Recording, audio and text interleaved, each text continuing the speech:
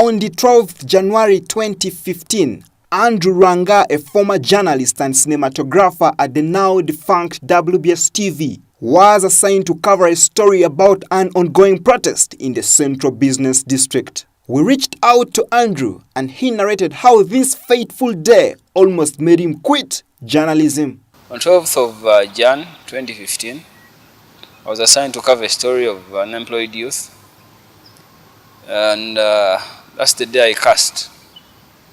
My day started as, my daily routine of I'd wake up in the morning, go work out, run about 10 to 20 kilometers, shower, then 6:37, I'm at church, then from church I go to work. So that particular day, it's the same thing that happened. But when I reached work, I was assigned to go and cover a story of unemployed youth. And things happened to turn out differently. During the procession, we were attacked, not only me, other journalists from other media houses. By then I was working with WBS TV. Rounded up, beaten, and then in the situation we are in, we were arrested. Someone is fainting, actually someone has fainted, but then we are being arrested. Someone drops you behind the coolers till when your friends had, my friends had to intervene. My friends had to intervene to have me rescued. So that's the day I cast. What followed was a period of anguish, both physically and financially. I was crippled for some time. I was in a wheelchair. Basically, I depended on handouts.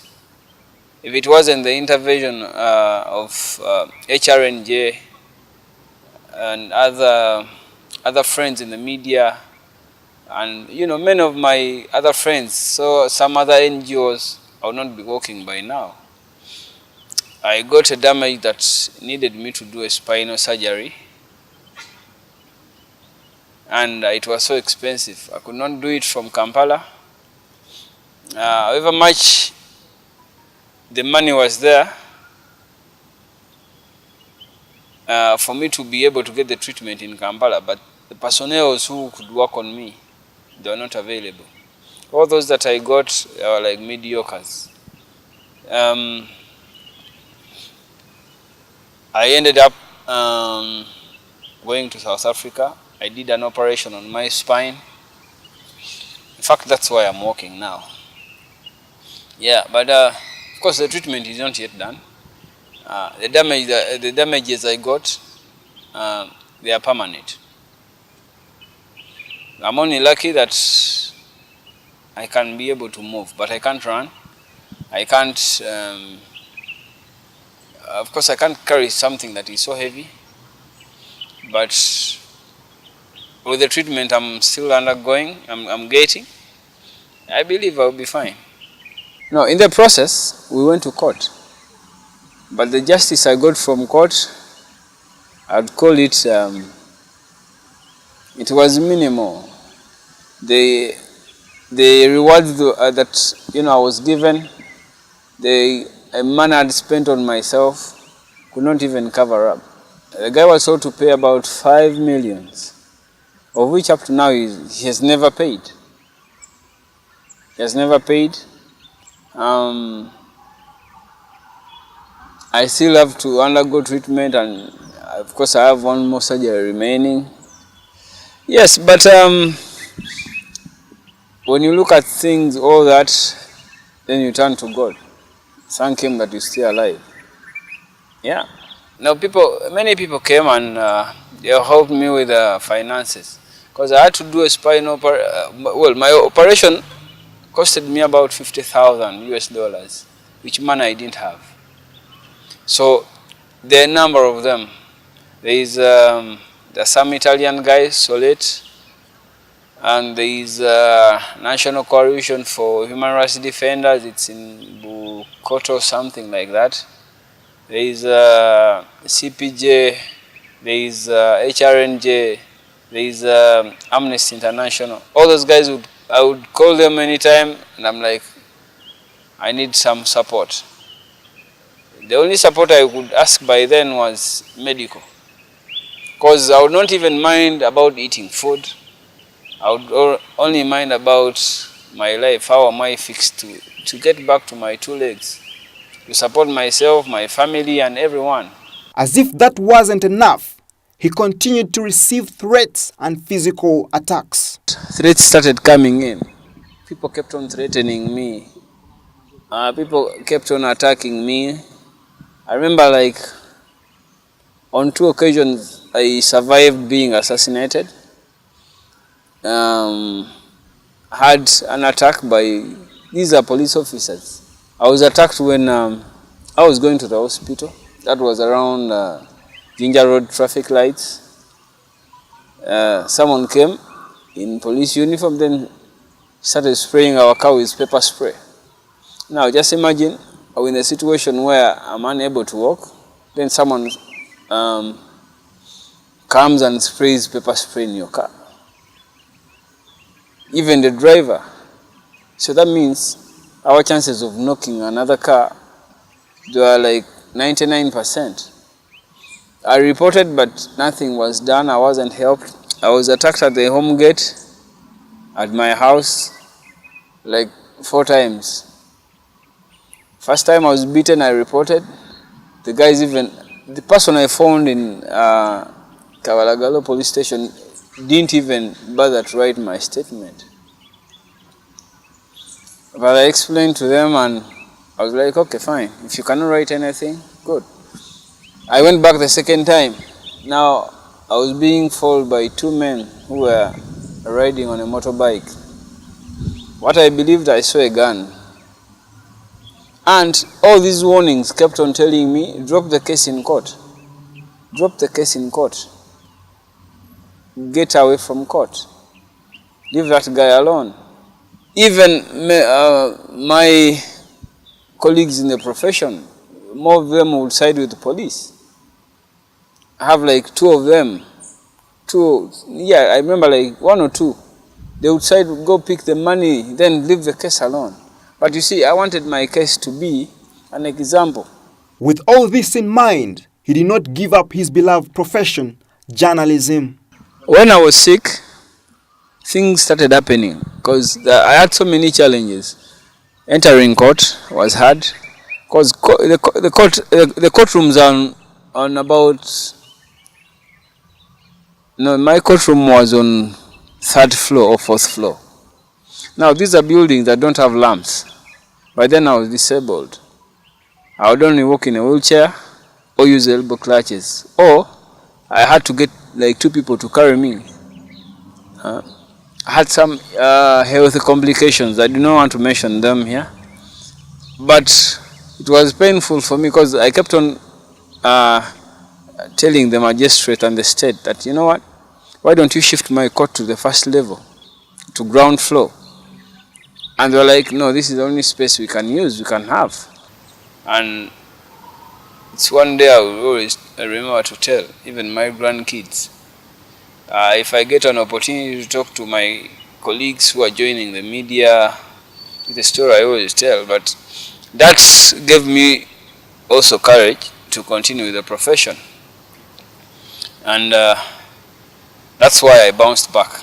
Problems like that have forced journalists to come up with different remedies, as Lwanga shares. There's an association called World Association of Newspapers, and they had a program for 2 years. They wanted in different countries. They wanted to push for press freedom, but also to strengthen media through trainings, through workshops and things like that. So there was in Africa, they had in South Africa, Kenya and Uganda. So in Uganda, I was part of that group. I was actually the leader of the group. So after we had the training and we had them speaking to us and getting on board and being part of the program, They said, okay, can you go back to your countries and determine what you can do. So when we came back, we said, guys, what can we do? How do we start? So one of my colleagues and friend Ariasa Muchibi, he said, why don't we create a group, a WhatsApp group? He said, let's create a group, let them know what the group is for, and it's a way of communication. It's just a basic tool for us to communicate with each other. And so then if we can have up to 253 journalists on that group, that would be great. We tell people, as long as they're journalists, just let them join. Give us their numbers, they'll join. We created a group called the Press Freedom Forum, which has about 230 maybe, or maybe less, journalists. So the idea is to press for press freedom. And what we agreed is that, guys, if any of you has a problem, if any of you or any one of us who's been caught up in any problem, just drop it here. Say, oh my goodness, so-and-so has been arrested, or so-and-so has been done that. And then we'll all make noise as a fraternity. So you find if, Joshua was at some place and something happened to him in Bale and someone from Bale lets us know, we'll begin to, ask questions, what is being done, how can he be helped? So we've done many things. We've done, one of the girls she just had an accident on her way to an event or back, and someone said, oh, she had an accident, the poor girl and everything, and she's freelance, we're not sure.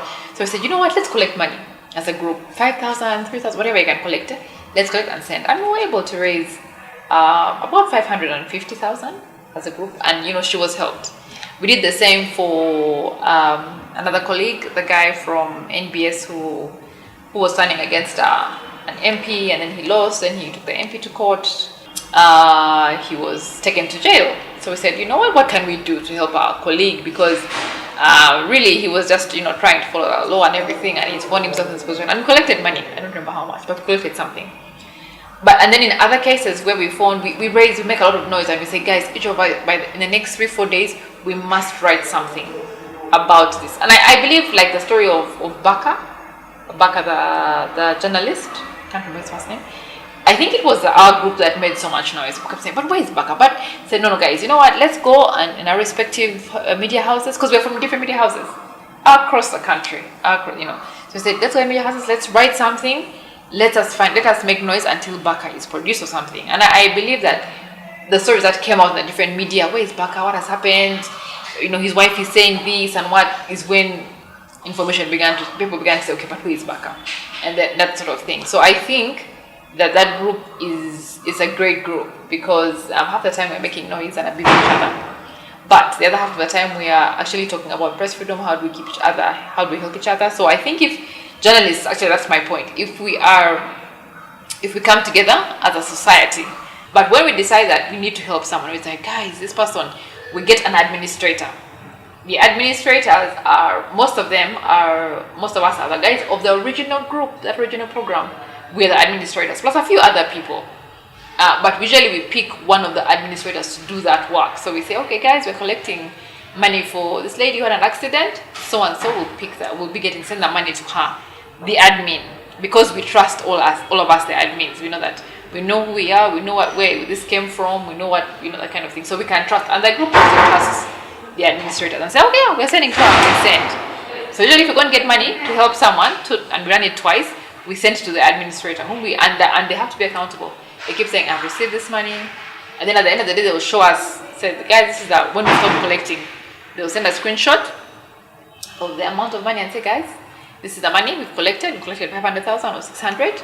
I am going to visit the girl today. She will go and visit and then hand over the money, take pictures and say, guys, I visited her. Here is me handing over the money. And then we also ask that person, please acknowledge that you received the money. And the person says, guys, I got your money. Thank you so much for this amount. It's going to help me and everything. So it's transparent, because we don't want anyone thinking, this guy is collecting money, someone stole. No, we don't want that. That would be terrible. On top of that, some organizations have come on board to help end human rights violations against journalists. As a human rights lawyer and as a human rights organization, we have done countless things to defend the rights of Ugandans, including journalists. There are several journalists we have represented in court. We have challenged media laws that we think impinge on the rights of journalists. We are part of the legal team that is now challenging the tax on social media because we think it impacts on the practice of the profession of journalist.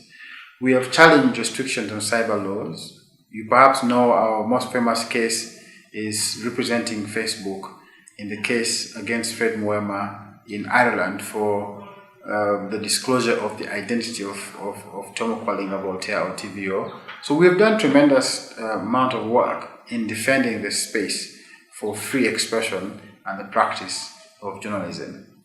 We've also provided trainings and information about rights that journalists should actually know in the conduct of their profession. Because it is one thing defending the rights, it's also another thing being able to empower people to be able to, one, recognize what their rights are, and two, to defend those rights themselves without necessarily requiring lawyers. And first, we must highlight the point that journalists are not just journalists, they're human rights defenders within the definition of the UN guidelines on human rights defenders, or the UN Declaration on Human Rights Defenders. So journalists are human rights defenders and must be treated as such. There's just no two ways about it, because they are devoting their time to peaceful activities in defending human rights. And so journalists are human rights defenders by any definition and deserve our protection. Now, in terms of the specific journalists that we have assisted, many of you recall about 2 years ago the arrest of Joy Doreen Bira in Kasese simply because she pointed her camera at UPDF soldiers killing people in the King's Palace. Joy was arrested. Joy was being prosecuted. We defended Joy. But beyond defending Joy, we provided services to Joy Doreen Bira to make sure that she's protected, to make sure that her equipment was returned from the police. We took almost a year to get back her equipment from the police. In fact, the last thing that Felix Kawesi did for us was to return the camera, memory chips and other equipment belonging to Joy Doreen Bira. And she has benefited grossly from that. There have also been cases of journalists that we have provided what we call urgent attention calls from all over the world through Amnesty International to protect them from intimidation. Many of you perhaps have no idea, but Dr. Stella Nyanzi is first a journalist. She went to a journalism school with Andrew Mwenda at Makerere University. We have provided a defense for her. We have provided protection for her. We provided safety for her. She knows that when she's in problem, she'll call us. She knows if she needs a security service, we'll give it to her. But we've also placed journalists at the disposal of human rights protection mechanisms. Many of you perhaps do not know about an organization called Defend Defenders that has provided safety, security, physical security and safety to countless journalists across this country. A lack of knowledge and awareness about, one, your rights as journalists, two, the enforcement mechanisms for defending that right, and three, what your roles are in defending that right.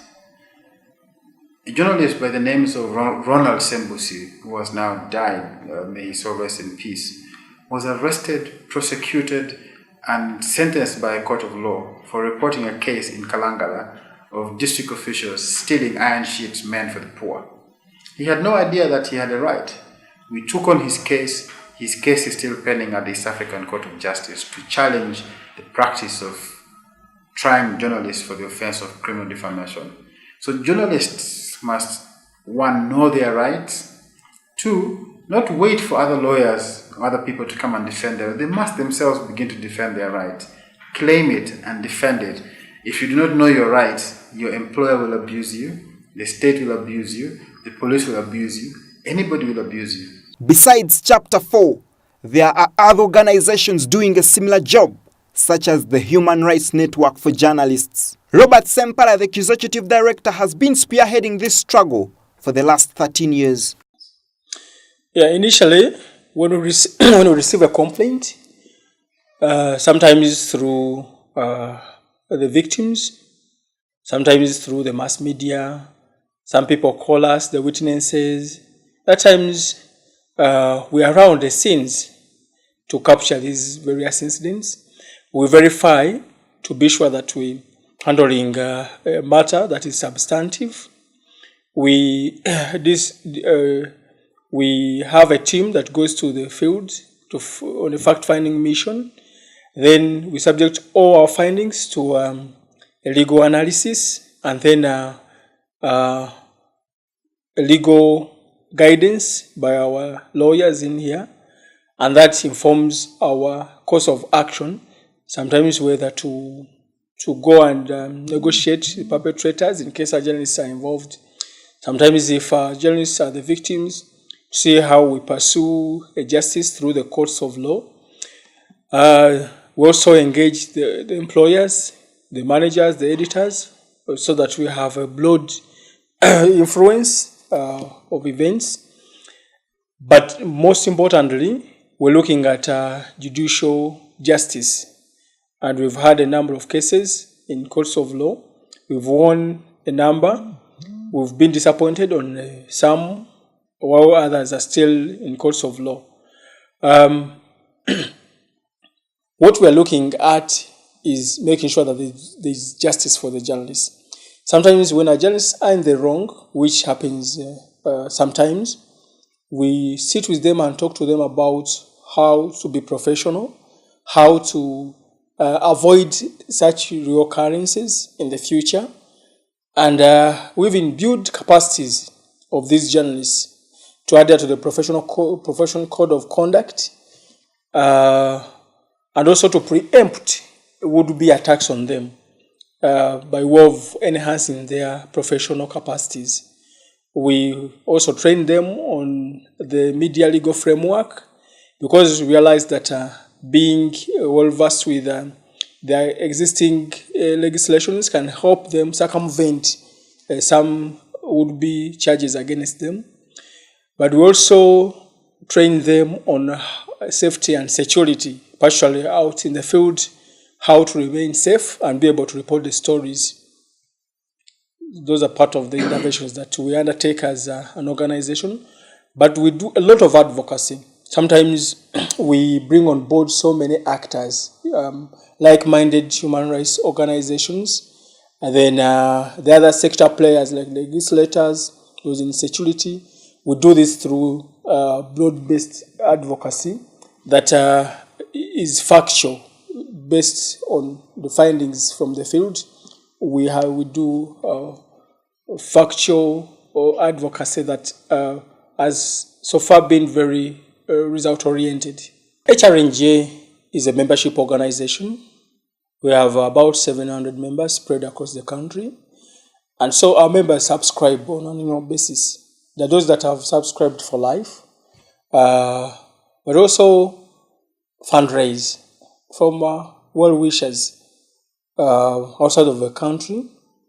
We have a number of partners that are out to support our work, especially through legal defense, capacity building, research and documentation, but also mobilizing the journalists to appreciate their position as human rights defenders. So we are not extremely lacking when it comes to funds, because we think we do worthwhile work to attract the attention and support of so many partners, international donors, embassies across the board, the EU mission in the country. There are many that really support us. We certainly do not get whatever we want out of the funds, the available funds. So sometimes we have to make a scale of preference and then attend to the most pressing needs of journalists. If we had a fairly flexible budget, we would be doing so much than what we are able to do. We have not been able to seek for support from government, because as a watchdog organization that protects and promotes media rights, we think it would be a bit compromised, especially where government is involved. So as such, we try to stay a bit away from securing funds from government, not because we do not like the money, but we fear the likely negative effects on our work. Yeah, since 2005, we've had threats to us as people working to defend journalists. The most outstanding ones have been office break-ins 3 times in space of 2 years.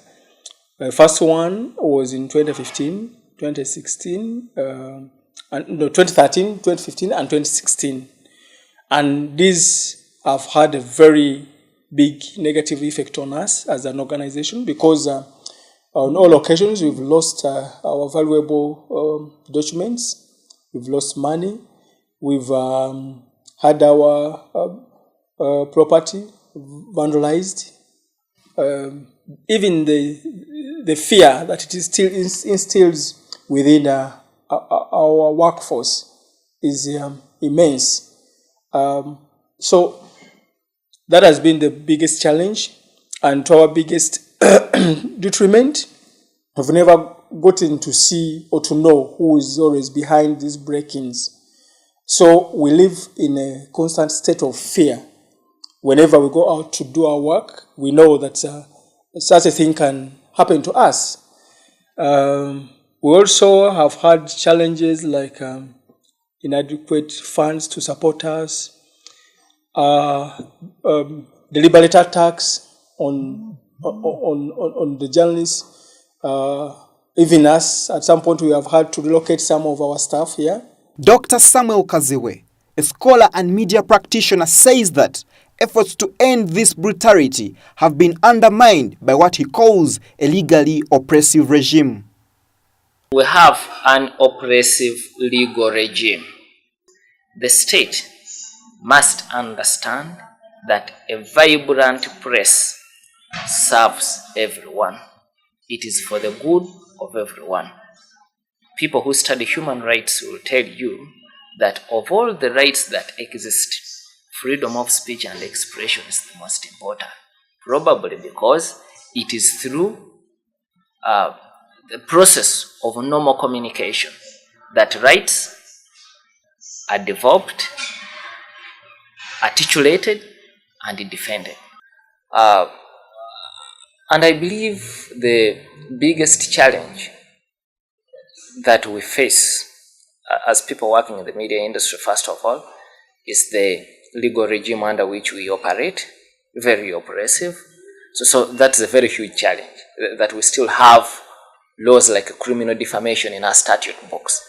So even where you have financial resources to go to court, you arguing a case basing on a law that is very oppressive. So at times the chances of you winning a case are very minimal. It happens on many occasions. We had a colleague here who used to be a reporter at the station who lost a criminal defamation case against the LC5 chairman then of Kalangala district. And he was supposed to be jailed for 1 year or pay a fine. The good thing is that the fine was little, just 1 million shillings. So the station was able to pay the 1 million shilling and the guy was freed. But the legal regime is a very huge challenge.